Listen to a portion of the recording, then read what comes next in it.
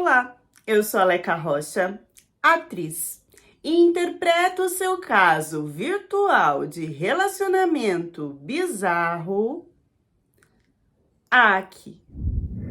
Gente, aqui minha selva. Eu tenho essa cara de princesa, mas eu só gosto de caixinha de papelão. E olha meu tronco lá atrás, ó. É. Né, Dúnia? Dúnia. Mirtes, idade 28 anos, professora. Contextualizando da onde eu vim e por que eu me conectei com esse americano do Texas. Eu vim da fazenda. A minha mãe morava com meu pai numa fazenda, no meio do mato, do nada. E naquela época o meu pai tinha várias amantes. Ele fazia aquela coisa de índia pegar laço, que pegava as mulheres no laço. A minha mãe sabia do que estava acontecendo, mas ela fingia que não via até ela pegar. E quando ela pegou, ela não se vingou ali na hora, gritou, nem fez um auê, não. Ela engoliu, ficou quietinha. E um dia que ele estava trabalhando, que ele trabalhava de pintar o poste, passar piche e tal, ela pegou e tacou piche quente nele. Nisso, ela tava buchuda, ela já tinha 5 filhos contando comigo, e ela tava buchuda. E ele pegou, lógico, teve queimadura, né, em algumas partes do corpo, e ele expulsou ela de casa, não só ela, como as 5 crianças. Depois disso que eu fui crescendo, eu fui pro centrinho, né, dessa cidadezinha do interior. Depois eu consegui ir pra cidade mesmo moderna, fui pra São Paulo.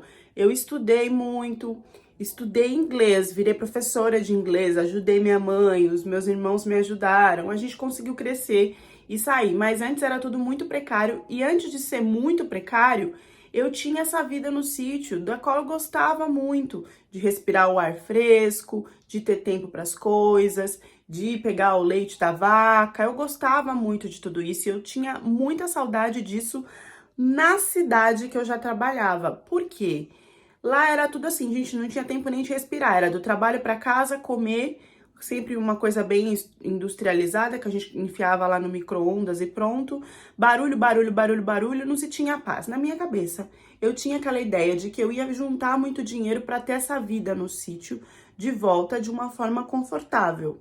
E foi nesse ponto que o Charles conseguiu me pegar para pensar em ir morar com ele lá no Texas, nos Estados Unidos. Charles, idade 35 anos, marceneiro. Tudo começou com a minha prima. Ela estava conversando com um americano online, do qual na cabeça dela já era noivo. Ele vinha para o Brasil para conhecer ela, para conhecer a família toda, para depois eles casarem. Nessa que ele veio, ele ficou praticamente um mês aqui no Brasil e gostava mais de ficar lá nas praias, no mato, do que na própria cidade. Mas teve todo esse tour, e nesse tour de conhecer a família, eu fui apresentada para ele. A gente saiu assim, né, os três, eu segurando vela, por uma semana, e nessa uma semana ele sempre tinha esse melhor amigo que ele conversava, que ele ria, que ele mostrava tudo, que ele mandava os vídeos, que ele fazia chamada de vídeo, que era o tal do Charles. Nas primeiras vezes ele só conversava, depois ele começou a compartilhar isso, porque o Charles estava gostando de tudo que ele estava vendo no Brasil, e de acordo com o que ele falava, o Charles era um homem muito religioso, que valorizava a família, mas não tinha uma, e que até chegou a comentar de o Mark ver que se o Brasil era uma coisa boa e as brasileiras eram mulheres sérias, ele também ia querer uma, num tom de brincadeira, mas também com interesse. Eu lembro do Mark ter soltado isso em uma das vezes que a gente estava jantando junto. E aí a minha prima até deu a ideia de falar, de repente, você pode apresentar a Mirtes para ele. Quem sabe não dá um caldo. Depois disso, o que aconteceu? Ele já começava a falar com o Charles no vídeo e às vezes me mostrar, às vezes mandar áudio e eu tá falando alto no áudio e ele escutar. Todas as vezes que ele mostrava esse Charles era de longe, eu tinha miopia, eu nunca andava de óculos, então eu não percebia muito do que era o Charles ou não, eu não tava assim achando que isso ia dar alguma coisa, entendeu? Eu só via que tinha aquele chapéu de cowboy que era sempre o mesmo e nunca mudava, e ele falava, hey girl, mas aquela coisa bem dançada, assim, sabe? E eu via que era um cara apresentável, mas assim, de longe. Dava pra ver que era loiro e tinha um olho claro.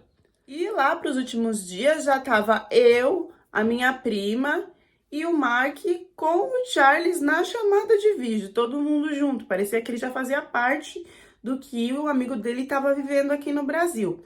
Nisso também a gente começou a compartilhar, né? Ele colocava, o Mark colocava fotos no Instagram, eu ia lá curtir, comentava, aí o Charles respondia, aí a minha prima respondia, o Charles começou a me seguir, virou essa coisa toda. Mesmo tendo essa troca nas redes, a gente não conversava privado, a gente só conversava quando tava o Mark e a minha prima no celular e saindo junto. O Mark noivou com a minha prima e voltou para os Estados Unidos para depois ela tentar conseguir tirar o visto e também voltar, ir para os Estados Unidos e ficar com ele.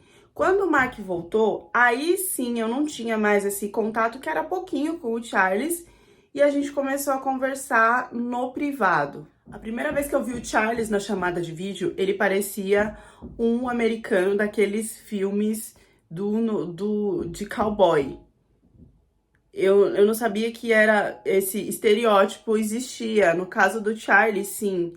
Era um homem másculo, de cabelo grandinho, que sempre tava de jeans, com a camisa apertada. E ele ficava assim, gente, fazendo poses enquanto tava conversando com a gente. Sabe aquela coisa de ficar mostrando o braço?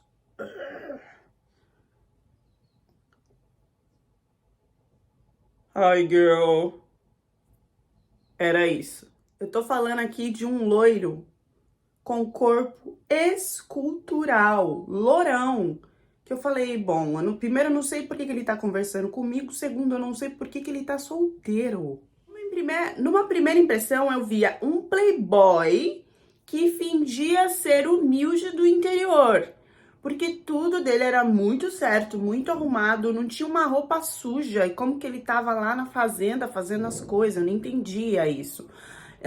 As chamadas, elas eram cada vez mais estranhas, porque a gente não conversava muito de início, e eu tava querendo era praticar o meu inglês, né? Não, ele ligava a chamada, mas ao invés de conversar comigo, ele queria que eu ficasse assistindo as coisas que ele estava fazendo. Então, tipo, ele dava oi, e com a chamada ligada, ia fazer a coisa, e nem perguntava se eu queria assistir ou não, se eu tinha tempo pra isso ou não. Quando eu via, passava 30 minutos, 40 minutos, eu tava lá assistindo o que ele tava fazendo. Por exemplo, treinar. E ele não treinava na academia, ele me pegava um pedaço de madeira no meio do nada e começava a levantar. Correr. Corria, eu vi o cara sumir e voltar. E eu ficava assistindo, mas é porque eu tava encantada, ele era muito bonito, cara. Um homem todo lustrado daquele, eu comentava com a minha prima, ele não vai querer nada comigo, eu não tô entendendo por que ele tá me ligando. Eu acho que ele também gosta de ser admirado, e aí eu tava suprindo esse ego dele aí. Uma das chamadas foi sensacional, ele tava indo pra um clube de tiro, algo assim, e ele me levou. E aí ele ficava lá, pá! Eu consegui. Pá! Era isso. Essa vai pra você, garota. Pá! E acertava lá o tiro. Depois, acho que um mês, mais ou menos, isso, gente, era essas chamadas assim. Eu assistia o que ele tava fazendo, não tinha conversa. Ele fez uma onde mostrou a família. Eu falei, bom, deve estar evoluindo, né, alguma coisa. Eles estavam construindo um galinheiro. Então tinha toda a questão de segurança para as galinhas, de onde saiu o ovo, e ele me explicando tudo. Porque assim, ele era o Rodrigo Hilbert, ele era o Rodrigo Hilbert dos Estados Unidos. Tudo era ele que fazia. Era a chamada de vídeo fazendo uma cadeira, fazendo uma mesa, tirando a janela, colocando para outro lugar. Ele sempre estava de prontidão, acordado, fazendo as coisas. De acordo com ele, ele vendia móveis que era feito pelo próprio. Então, por ser essa coisa única, ele cobrava uma grana naquilo, ele não precisava fazer muitos desses móveis por mês para ter uma vida e uma estabilidade financeira ok. Um belo dia na chamada, eu já pronta para ver qual que ia ser o show do dia, porque era isso que eu tava assistindo. Ele sentou sério, tava no quarto, eu falei, ixi, mudou. Sentou, olhou pra mim, falou, a gente pode ter uma conversa séria? Falei, óbvio, o que que foi? Ele não tinha me pedido em namoro nem nada até esse tempo. Ele falou assim, você quer casar um dia? Eu falei, quero. Você quer ter filhos? Quanto? Uns 10? Começou a fazer umas perguntas assim e eu não sabia nem responder. Mas eu tava hipnotizada pelo cara. Então, meio que eu concordava com tudo que ele falava. Ah, não, um time de futebol realmente é muito bom. Eu também sonho em ter um time de futebol, de filhos. Essas coisas. Nisso ele foi me abrindo o desejo enorme que ele tinha de ter uma família, de cuidar dos filhos, de ter uma esposa que cuidasse dele, que elogiasse ele, que fosse dona do lar. Ele deixou bem claro que ele não queria uma mulher que trabalhasse porque não precisava. Ele tinha dinheiro de sobra e a família dele também. Então, ele, de acordo com a religião dele, na verdade a família era Mormon. Ele diz que não praticava muito, mas de acordo com a religião, a mulher tinha sido criada para elevar o homem. Era a parte que ficava atrás do homem que fazia o homem crescer, porque ela cuidava dele, fazia tudo que ele queria, fazia tudo para que ele fosse um cara feliz, para ser produtivo no trabalho. Falava que nos Estados Unidos estava muito difícil de achar uma mulher que quisesse viver dessa forma, que as mulheres lá estavam muito mais preocupadas em ter uma vida profissional, mas acabavam esquecendo da parte da família. Então ele disse que teve um date com uma americana, que quando ele entrou no carro dela, ele já assustou, porque ela era porca, o carro estava extremamente sujo, tinha até absorvente. E que quando ele conheceu a casa dela era a mesma coisa, era tudo sujo, ela não cozinhava, eles tiveram que pedir uma coisa para comer naquela porcalhada toda. E aí, muitas das vezes ele repetia um bordão assim, ah, girl, as mulheres aqui não sabem como cuidar de um homem. O homem tem que ter pulso firme, tem que ser másculo, tem que direcionar a sua mulher. É ele que sai de casa, que fica cansado, que se esforça, enquanto a sua mulher está feliz, vivendo uma vida em paz dentro do seu próprio lar. Ele tinha assim uma pele branca, alva, de bumbum de neném, com um olho azul céu, que você não tinha como, entendeu? Você nem decidia, você não tinha como falar não, você só falava sim. Teve um dia que ele tava martelando lá, eu não sei o que deu com do prego, que cortou o dedo. E aí, gente, saindo aquele sangue, aquele cara fazia assim, tirava assim, arrancava um pedaço do pano, amarrava, pronto, acabou. Vem aqui. Isso, eu não sei, era tão sexy, era tão envolvente. O jeito que ele tinha de proteger, de que nada abalava ele, de que ele era um homem forte para resolver tudo. Ele dizia que faltava muito a masculinidade nos homens hoje em dia, que os homens colocavam brinquinho, aquela roupa colorida e não sei o que estavam mais virando mulher do que assumindo como se deveria ser para conquistar uma. E eu até que concordava com isso. Mesmo da tela do celular, o cara suave, cheirava, exalava cheiro de macho. Ele sempre também falava muito de Deus, por causa dessa religião da família dele. Tinha todas umas prioridades, particularidades que ele foi me explicando aos poucos. E eles acreditavam que Jesus, depois de ressuscitar, tinha passado 40 dias nos Estados Unidos. Tinha toda uma questão importante ali na região dos Estados Unidos, porque Jesus tinha escolhido lá para ficar depois da ressurreição. Um dia dessas chamadas shows, onde ele ia pro tiro e tá, virava e tá, virava. Dando aquele show, né? Andava assim, com o chapéu. Aí pegou, tirou o chapéu, pá! De dentro do chapéu tinha o quê? Um anel, uma aliança. Mostrou a aliança e falou: eu tô indo pro Brasil te buscar, vou te colocar nas costas e você nunca mais vai voltar. Você quer casar comigo? Ele nunca falou que a gente tava namorando, nunca teve nem algum tom emocional. Simplesmente ele avaliou que eu observei ele por dias e foi suficiente para ele pedir para casar comigo. Vocês acham que eu ia negar? Lógico que não, eu aceitei. Tava esperando ele vir. Até porque eu falei, olha, não tenho visto, não tenho nada. Fica tranquila, isso é obrigação do homem. O que tiver que resolver pra você ficar comigo, eu vou resolver. Nisso, a minha prima já estava indo pra ficar de vez nos Estados Unidos, o que me deu uma animada, porque eu ia ter esse retorno dela, de como que ela estava vivenciando tudo, e querendo ou não, ia ter uma pessoa lá para me ajudar, caso acontecesse alguma coisa ruim. Até ele vir, eu só continuava assistindo o que ele fazia. Então tô treinando, tô pegando pedra e erguendo pro alto, mamãe tá fazendo a comida.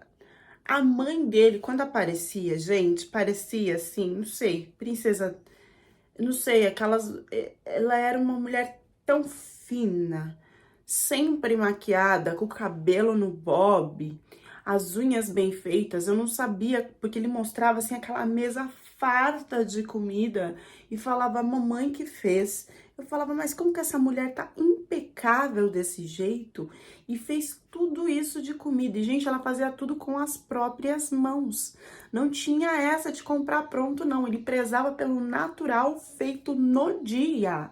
Porque o leite que acabou de sair da vaca, que mamãe fez iogurte e também fez queijo, também fez coalhada. Os grãos do café que mamãe triturou. O macarrão que mamãe fez a massa e cortou fiozinho por fiozinho.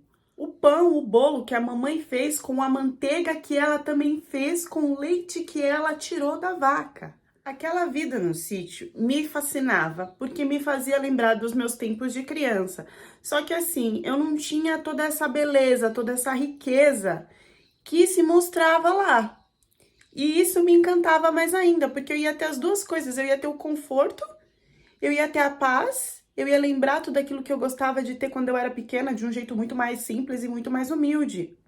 Essa ideia de viver sem trabalhar e ter tudo feito naturalmente, era uma coisa que me encantava muito. Apesar de eu não ter noção de quanto isso dava trabalho e se levava tempo.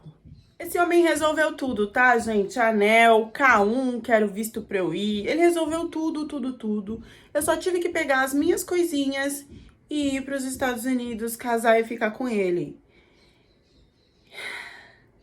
Só que aí que vieram as regras, porque eu tinha entendido que era viver uma vida no sítio e fazer o meu marido feliz. Mas o que estaria dentro de fazer o meu marido feliz? Bom, o casamento eu achei que eu ia ter aqueles vestidos simples, branco, tomara que caia, não sei o que, lógico que não. Foi um vestido, gente, parecia da década de 50, da mãe, da avó de não sei quem, da família, que eles enfiaram em mim, eu tive que casar daquele jeito. Queria meu cabelo super esvoaçante, também não, eram umas tranças bem tradicionais, com florzinhas, uma coisa tipo bem antiga mesmo, bem old school, sei lá o que era aquilo. Enfim, ele começou a ditar as regras como marido. Ele era muito bem de vida, então chegando lá, ele resolveu comprar roupas que ele disse que eu iria usar. Gente, essas roupas, elas eram no tom bege, cinza, um verde musgo, nada de cores vibrantes. E eram vestidos que a maioria já vinha com uma propriedade para você colocar um avental. Alguns já vinham até com avental. Uma das mulheres da família costurava esse tipo de roupa. Eram sempre vestidos florais abaixo do joelho, com babadinho, sem decote, aqueles panos na cabeça. Ele queria que eu fizesse tudo na casa e que eu não saísse da casa para nada. O que eu precisasse, eu pedia para ele e ele comprava para eu produzir o que eu queria. Eu não sabia fazer, eu falei pra ele que eu tinha morado na fazenda, mas eu não sabia fazer queijo, essas coisas todas que a mãe dele fazia. Então meio que virou de eu fazer um workshop com a mãe dele pra aprender a fazer esse tipo de coisa, mas eu não conseguia fazer perfeitamente como a mamãe. E ele queria que fosse igual, com o mesmo sabor e consistência do da mamãe. Então eu tive que aprender a plantar, colher triturar, ou seja, o que fosse, para depois produzir. Gente, isso levava horas no dia, era coisa de acordar 4 horas da manhã, porque ele queria que o café dele tivesse na mesa pronto às 6 horas da manhã, e não que eu estivesse com pijama para isso, não. A mesa tinha que estar posta e eu tinha que estar arrumada, sem ir no salão de cabeleireiro nem nada. Eu tinha que me aprender a me maquiar, a arrumar meu cabelo, a colocar um vestido super floral, super bonito, estar muito bela e arrumada para ele de pé, enquanto ele tomava o café da manhã dele, que foi feito por mim, o queijo feito por mim, o iogurte feito por mim, o pão feito por mim, tudo fresquinho. E aí veio o primeiro baque. Por quê? Eu não conseguia manter a rotina de estar linda e com tudo preparado, sorrindo, para ele tomar o café e ir trabalhar. E nisso, as coisas não saíam com o gosto, com o jeito que ele queria, porque ele começou a avaliar. No primeiro dia que eu fiz, que eu realmente aprendi e fiz, ele comeu, fez uma cara meio assim e falou assim: nota 3, meu amor, precisa melhorar. E me dava um beijo na testa. Você não está tão arrumada hoje como deveria, meu amor. Nota 1. Ele avaliava cada comida, cada coisa que eu tinha feito e mais a minha estética naquele dia. E isso foi ficando de doce, meu amor, foi ficando violento a ponto de você não sabe fazer merda nenhuma e de virar palmatória. Sabe aquela coisa bem antiga que você abria a mão e a professora metia a régua na sua mão? Ele começou a fazer isso porque ele dizia que as minhas mãos não estavam sendo santas a ponto de cozinhar aquilo que deixaria o marido feliz. Eu tinha sempre que fazer coisas para elevar o meu marido. Era como se ele estivesse na minha frente e precisasse ter a melhor qualidade de vida, o melhor tratamento e ainda ter uma esposa como se fosse uma boneca do lado dele para que ele pudesse usar à noite e ter aquela beleza do lado dele, encantando ele a cada função que ele tivesse dentro da casa. Ele tinha pego uma casa imensa pra gente, que assim, era muita coisa para arrumar, era só eu e a gente não tinha filhos, mas ele falava, não, nós vamos ter 8, 10 filhos, então a gente já precisa dessa casa imensa. Só que cuidar daquilo tudo, produzir toda aquela comida e ainda voltar e estar arrumada para quando ele chegasse, que ele cumprisse os desejos dele de homem na cama. Nessa loucura toda que eu fui conversar sobre o Green Card, ele sempre dava uma desculpa. Depois de ficar dando desculpas que já não tinha mais o que dar, ele começou a falar que não estava dando certo porque ele enviava os documentos errados e depois precisaria esperar mais 6 meses para enviar de novo porque ele tinha feito alguma coisa que não estava certo.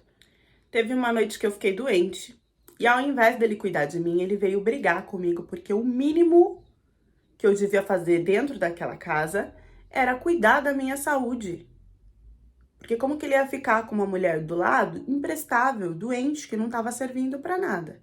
Que ele estava com o desejo de me amar, e eu precisava estar fortalecida para isso, porque ele era um animal.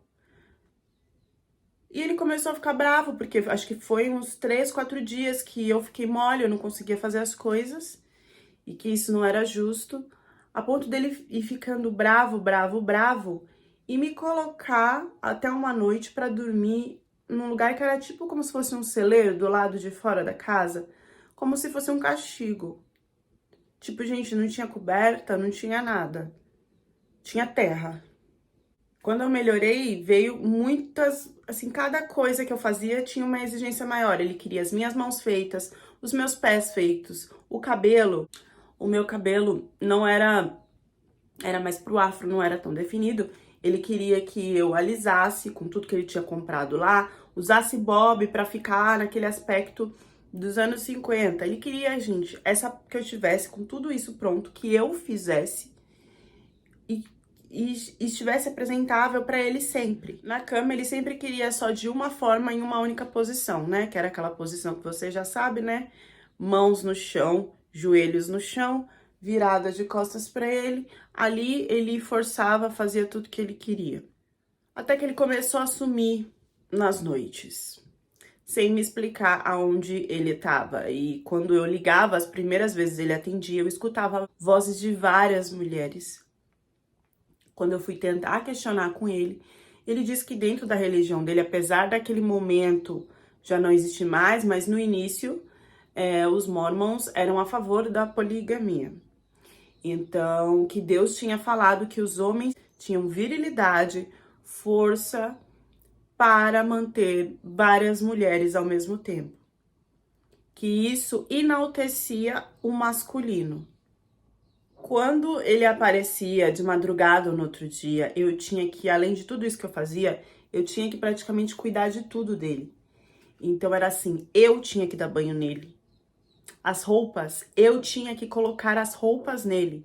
Cortar as unhas das mãos, cortar as unhas dos pés, fazer a barba, fazer o cabelo dele. A mulher tinha que enaltecer o seu homem. A felicidade da mulher era cuidar de todas as formas do seu homem e dos seus filhos. Questão que logo veio como pressão porque eu não engravidava de jeito nenhum. E eu tinha medo de como que eu ia ter tempo ainda de cuidar das crianças, porque eu teria que colocar, porque também seria minha função sozinha. Ele abria os braços para eu colocar a camisa nele, escovar os dentes dele. Começou a cobrança da família sobre a questão dos filhos e ele, desesperado que ficou, ele começou a me dar remédio para eu não dormir, para ele conseguir ter mais relações comigo, para acelerar esse processo de eu engravidar que não estava acontecendo. Então eu ficava acordada à noite, agitada, não conseguia. E aí no outro dia eu tinha que fazer todos os serviços, varava dias sem dormir, enfraquecendo por causa disso. Não tinha para onde fugir, gente. Eu tava numa casa que assim, o vizinho era muito distante, era só terra, plantação, até encontrar um outro vizinho, coisa que também eu não podia sair de casa, né? O trabalho dele era uma mentira. Ele, no vídeo, o que ele fazia? Ah, tô construindo aqui não sei o quê, né? Ficava lá batelando e tal. E depois, à noite, ele me mandava a foto e o vídeo daquele móvel pronto. Só que ao vivo isso não acontecia. Ele começava um móvel e ele não acabava. E não tinha encomenda para ninguém. Então, era uma mentira. Ele ia trabalhar, mas quando eu via, ele estava com certeza em um outro lugar, fazendo qualquer outra coisa que não era trabalho. Isso começou a aumentar à noite, começou nesse celeiro que ele me deixou de castigo uma vez, ele começou a levar homens para lá. Eu vi uma gritaria tanto deles como de bicho, eu não entendi o que estava acontecendo, eu não podia sair, porque senão eu era castigada. E isso durou noites e noites que eu não conseguia dormir, eu não sabia o que ele estava fazendo com esses caras lá.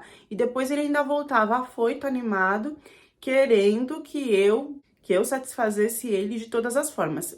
Ele comparecia para ter relações íntimas comigo todos os dias, mais de uma vez, e ele dizia que isso era obrigação da mulher, que se eu não fizesse, ele iria forçar. Na loucura de não engravidar, eu acabei engravidando.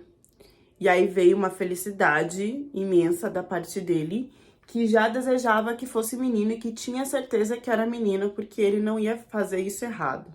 Ele falava assim.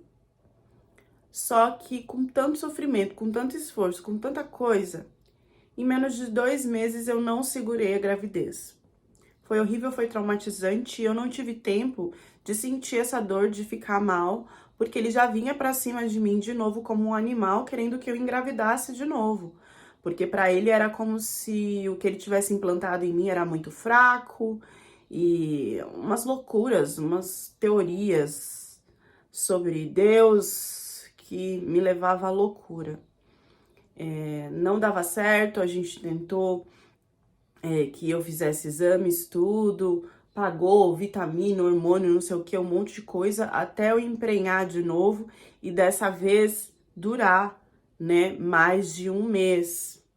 E aí, sim, começou-se a querer tudo pro bebê, e aí ele queria que eu costurasse as roupas pro bebê, as fraldas seriam de pano, tudo era sempre sem tecnologia nenhuma.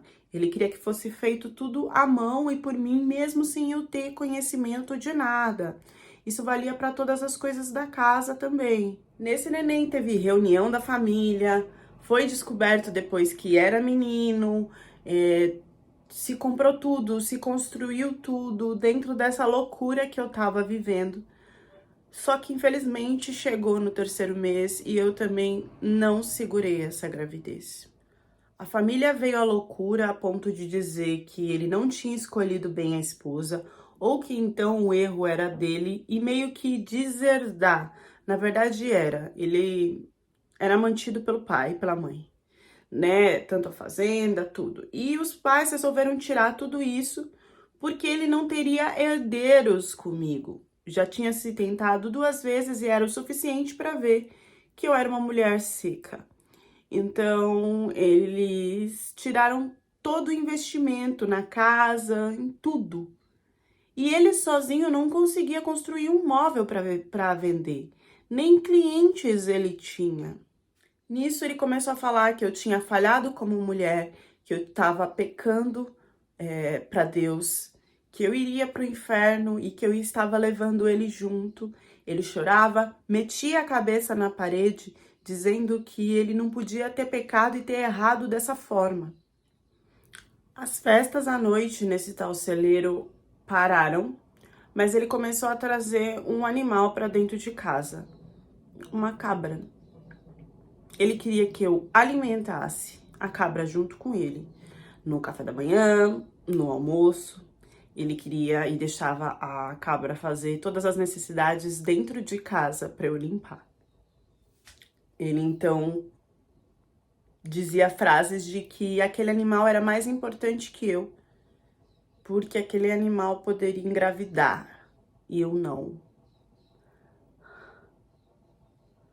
Chegou a ficar tão absurdo a ponto dele querer colocar o bicho no nosso quarto. E depois disso ele começou a passar noites no celeiro e eu escutava tudo. Ele voltava feliz, arrumando as calças, pedindo para eu dar banho nele. E eu via, né, ali que ele estava todo sujo, entendi o que tinha acontecido. E ele fazia questão de expressar de que a cabra era melhor do que eu. Eu só queria fugir daquele horror e tentar denunciar, enfim. Eu tentei um dia que ele saiu, que ele foi pra cidade, eu tentei correr até o vizinho mais próximo, que na verdade eu só tinha dado oi. E era uma mulher, o marido também tinha saído para trabalhar, só que no caso dela, ela tinha 5 crianças. E ela estava numa situação deplorável, muito parecida com a minha, porque ela não conseguia cuidar das crianças e fazer tudo aquilo que o marido exigia, né? O queijo perfeito e não sei o quê. Tinham mulheres que viviam assim, mas o marido tinha muito dinheiro, né? Era uma coisa estética, não era verdade. Você sem condições financeiras, você não consegue cuidar das crianças e construir toda a comida e ainda fazer tudo pro marido dentro de uma casa 24 horas por dia, estando perfeita esteticamente para quando o marido chegar ainda te usar. Era impossível isso. Então, na verdade, eu fui pedir ajuda para ela e vi que ela estava precisando mais de ajuda do que eu, porque no caso dela, o que ela ia fazer com aquelas 5 crianças? Para onde que ela ia? Nisso, eu conversava assim com minha prima, né? Só que eu não passava nada disso porque a minha prima, na cidade onde ela estava vivendo violência psicológica. Então, o cara acabava com ela, humilhava ela de várias formas. E eu achei que não era momento de falar isso. Só que chegou no auge e eu tive que contar pra ela. E aí, era a única pessoa que podia me ajudar, gente. Eu tinha o dinheiro que eu tinha levado, mas era muito pouco. Eu não sabia sair daquele lugar, eu só sabia andar até a próxima vizinha. Eu tava assim, desesperada, sabe? Ele deixava a chave porque ele sabia que assim, não tinha carro, não tinha como. E ele entendia que as pessoas que estavam ao redor também ou estavam numa situação parecida ou não iriam me ajudar como não me ajudavam, né? Ali ninguém metia a colher na história do marido e mulher, não. A minha única saída foi esperar que a minha prima se resolvesse para depois ela vir me ajudar. E isso demorou muito, porque não era só ela denunciar. Ela tinha que ter provas do que estava acontecendo. E para isso, ela tinha que gravar. E ele descobriu umas 2 ou 3 vezes que ela estava gravando e simplesmente triturou o celular dela. Ela ficou sem celular por muito tempo. E aí sim que ele deixava ela presa, não tinha como ela sair, não tinha mais como ela conversar comigo. Eu mandava mensagem e não chegava mais, e eu não entendia o que estava acontecendo. Ela só conseguiu se livrar disso quando uma vizinha gravou e ajudou ela a denunciar, porque sem provas é impossível. E aí teve todo o tempo de trâmite e tal. Quando essa vizinha fez isso, aí sim ela voltou a entrar em contato comigo. Mas enquanto isso não aconteceu, gente, não foi uma coisa de um dia para o outro, nem de semanas, não, tá, gente? Levou meses. Eu fiquei em desespero vivendo tudo isso com esse homem, aonde ele se relacionava com uma cabra. Sem a ajuda da família, se sentindo humilhado por não ter filho, nunca trabalhou. A gente começou a praticamente quase passar fome, aí a família resolveu dar umas migalhas lá, mas assim, sem valorizar, sem participar de nada com eles, só pro filho não passar fome mesmo. E nisso, quando chegou uma mensagem da minha prima, nossa, eu acho que eu vi assim Deus na minha frente falando: calma, tudo vai ficar bem, porque não tinha como eu sair dali, não tinha. A minha prima me falou que ela estava correndo atrás porque ela ia conseguir ganhar o green card, né? Quando a mulher sofre violência lá e é comprovada, ela consegue, a estrangeira consegue. Mas tudo isso foi um trâmite que demorou muito e que não tinha como ela chegar e me ajudar. Ela só pôde me ajudar depois que ela conseguiu ir para uma outra casa, trabalhar, ficar bem. Aí sim ela foi para me buscar. Ele não queria dar o divórcio de jeito nenhum, porque, de acordo com ele, o casamento e a mulher era para estar na saúde e na doença, nos piores problemas, e que ele não iria dar o divórcio, que eu não ia sair de lá de jeito nenhum. Quando ele viu que não teria mais saída e que ele seria denunciado, aí ele quis desistir primeiro para dizer que foi ele que me empurrou, que me jogou pra fora, e não eu que decidi isso, entendeu? Então ele começou a falar: ah, tudo bem, você é uma imprestável mesmo, não serve nem pra me dar um filho, eu não quero mais nada com você, você não segue os direcionamentos de Deus, você tá ligado com o demônio, você é uma pecadora e eu só estou me levando pro buraco por causa disso. A minha família com certeza vai me aceitar quando acontecer essa separação. Acho que na verdade é o que eles desejam, porque eu fiz uma escolha certa, mas de acordo com Deus, eu posso recuperar tudo isso, eu posso pedir perdão e conseguir uma família tradicional, uma família de Deus. Então, ele meio que ainda quis sair por cima dessa situação para não ser denunciado. Foi muito mais fácil quando ele virou essa chave, porque aí eu consegui sair de lá de uma forma mais tranquila, sem ter que fugir. Quem me ajudou foi a minha prima, ela se estabilizou para depois me buscar. Como eu falava inglês e sempre dava aula no Brasil, eu também comecei a procurar, né, trabalhos para que eu e minha prima ficasse bem. Hoje, né, com a cidadania e em paz, as pessoas olham e acham que eu fui uma guerreira de construir a minha profissão e estar bem nos Estados Unidos. Ninguém sabe dessa história. Ninguém sabe o sofrimento que eu passei para ter esse tal desse green card, para estar aqui, que não é essa maravilha toda, tá, gente? A gente trabalha, a gente se esforça, é uma carga pesadíssima para conseguir o dinheiro, mas me libertar desse homem foi o maior presente que Deus poderia ter me dado. Hoje ele tá casado de novo com uma outra estrangeira da região da África e ela criou, né, uma conta, eu acho que, não sei se no TikTok, enfim, em uma dessas plataformas, não vou especificar qual, TikTok, Instagram. E lá ela se mostra ser uma esposa tradicional, uma esposa do lar, que é temente a Deus e que faz tudo pelo seu marido e que tem uma vida feliz e bela, tudo é muito estético e ela é perfeita, ela faz todas as comidas e cria já 2 crianças que teve com ele e ela tem tempo para tudo e ainda para sorrir com o marido. Eu sei que aquilo não é verdade. Mas quem tá assistindo na internet compra a ideia e sonha em um dia viver assim. As esposas tradicionais aí da internet, as threadwives. O que é isso que tá acontecendo? Vocês já viram as threadwives? São mulheres lindas esteticamente, cabelo e maquiagem impecável, com um vestido da época dos anos 50, sempre floral, mas é uma coisa que ao mesmo tempo que é tradicional e conservadora, você vê que tem um quê de sensualidade. Vocês já assistiram o conteúdo dessas manas?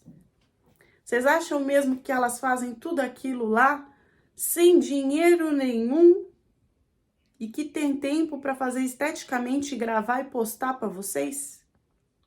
Óbvio que não, né, gente? Com essa história aí dá para entender muito bem que quando se perdeu o dinheiro, a coisa desandou, porque não tinha como. Mesmo com dinheiro já não estava dando para ela ter esse padrão de vida que ele exigia. Leca, você é contra as mulheres que vivem pro lar, para cuidar dos maridos? Não, gente. Eu até tenho esse desejo. Tinha. A minha mãe, né, é uma dona do lar. E eu tenho esse desejo também de ser a dona do lar. Não só a dona do lar, né? De ser a dona do lar e trabalhar, dividir as coisas e tal. Mas do modo estético, submisso, tirando os direitos de trabalho da mulher e criando uma romantização de que é muito gratificante que a mulher se sente útil e feliz dentro de um lar, com uma roupa discreta, dando toda a sua vida para o marido e para o filho, sem ter o tempo dela, sem ela poder crescer profissionalmente, né? Essa romantização, ela é bem perigosa.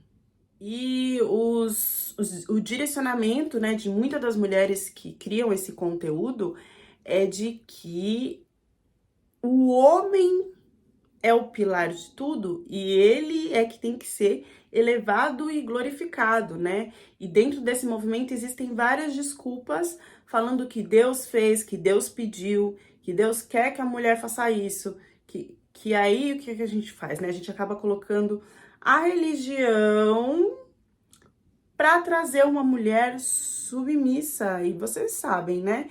Que uma mulher dependente do homem, se o homem for uma pessoa ruim, quiser usar isso contra eles, dá mais ou menos o que aconteceu nessa história aí, até pior. Acho muito bonito o conteúdo das manas, assim, de como elas criam as coisas e cozinham e tal. Acho maravilhoso, mas existe ali uma romantização que é necessário se tomar cuidado. Dar a sua vida 100% para a família, para o marido, a sua beleza, todo o seu tempo. O que vai sobrar quando você envelhecer e não tiver mais como fazer essas funções e nem ter a pele lisa e como uma boneca de porcelana para servir o seu marido? O que vai sobrar? Deixem as reflexões de vocês nos comentários e até a próxima história do canal.